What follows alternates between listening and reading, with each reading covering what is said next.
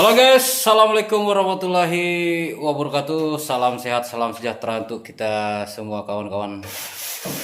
Berjumpa lagi bersama saya Sonjet di sini, Jet Pukis.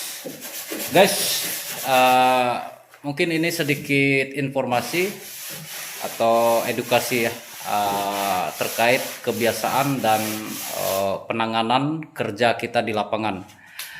Termasuk beberapa pertanyaan-pertanyaan yang berkaitan dengan kelembaban yang tinggi, over, dan tidak jarang bermasalah dengan jamur.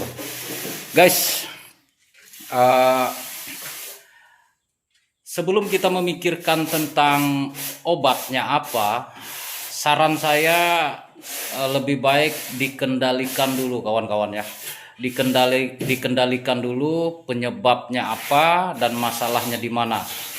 Sumber dan permasalahannya menurut saya harus dikendalikan, baru kita berpikir tentang masalah obat. Jadi kebetulan kita berada di lantai 3 ya. Lantai 3 dan hari ini sedang berlangsung proses maksimalkan kondisi sirip.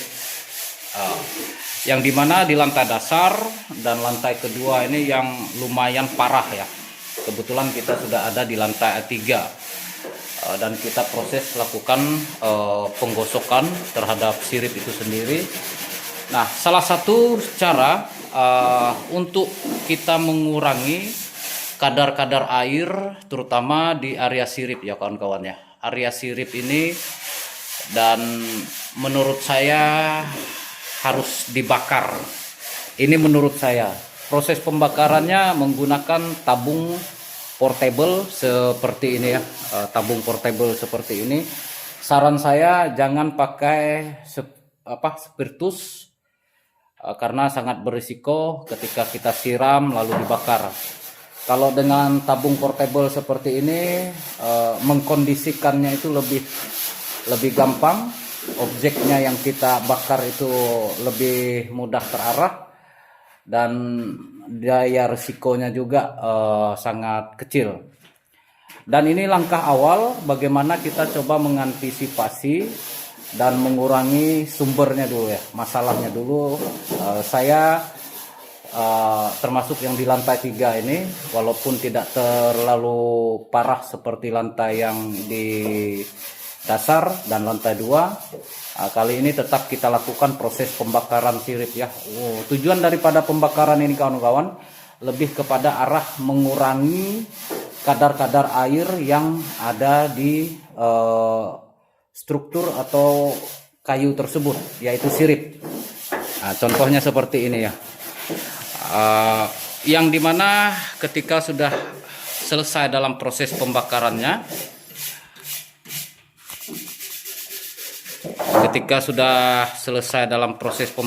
kawan-kawannya, nah ini bisa dilihat dilanjut lagi dengan proses penggosokan.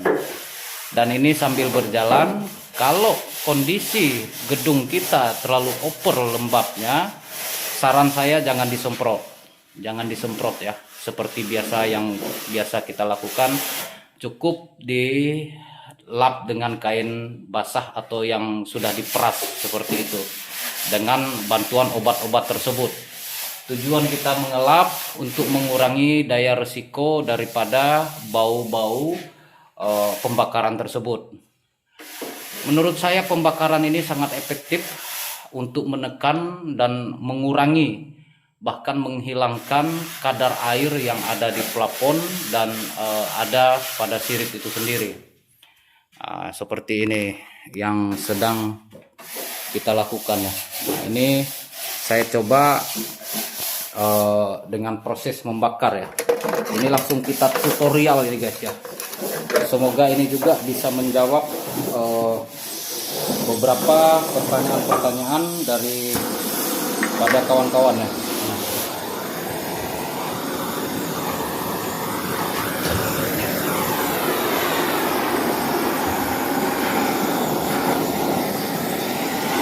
Dan proses ini harus dilakukan secara satu persatu ya kawan-kawan ya.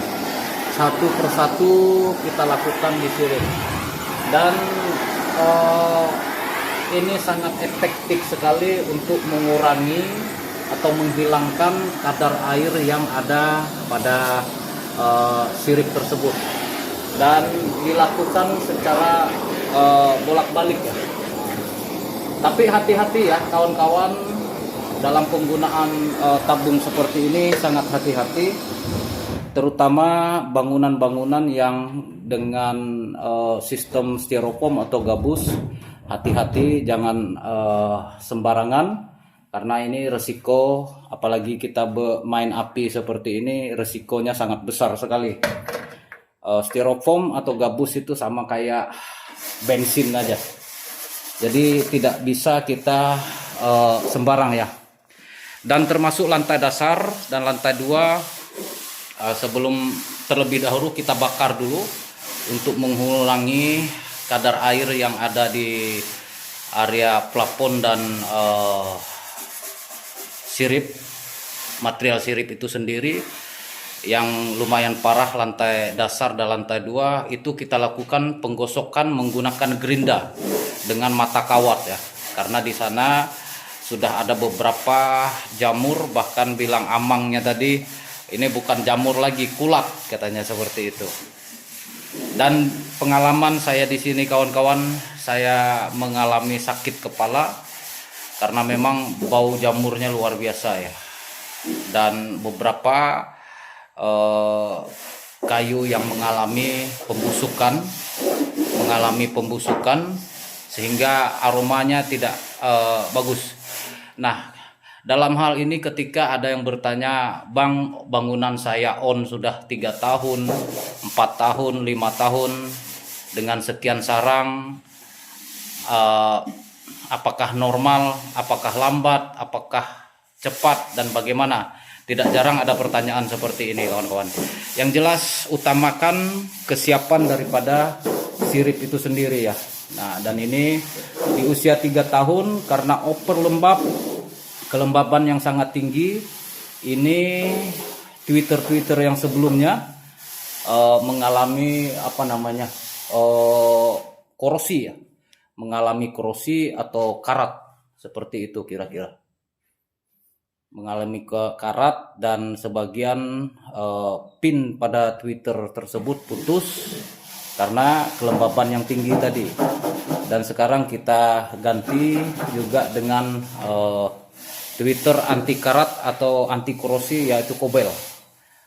Pinnya yang anti karat ya, begitu kira-kira kawan-kawan.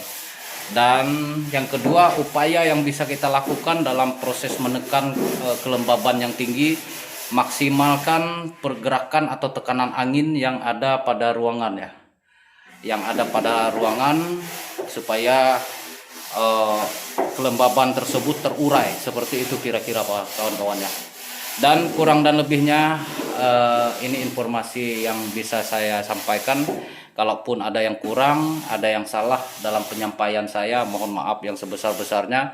Dan saya juga sangat perlu masukan-masukan untuk memaksimalkan proses kerja kita di lapangan.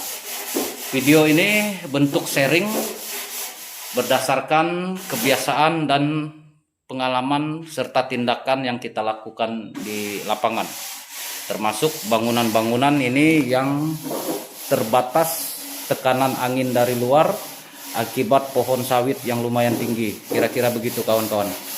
Jadi saya berusaha memaksimalkan tekanan angin ini dari void, supaya untuk lebih maksimal bisa mengurai kelembaban yang ada. Dan beberapa sisi dinding yang memang kita buka papannya kiri dan kanan sampai lantai 3, biar kelembapan yang ada di lantai dasar, lantai 2 itu bisa berbagi ke atas. Dan kedua, dari tekanan angin yang lebih dominan di atas ini bisa membantu yang di bawah juga, seperti itu kira-kira kawan-kawan. Dan ini sirip-siripnya sudah lumayan kelihatan cerah ya, karena sirip yang sudah kita bakar itu kelihatan lebih cerah, lebih putih, karena kadar airnya hilang.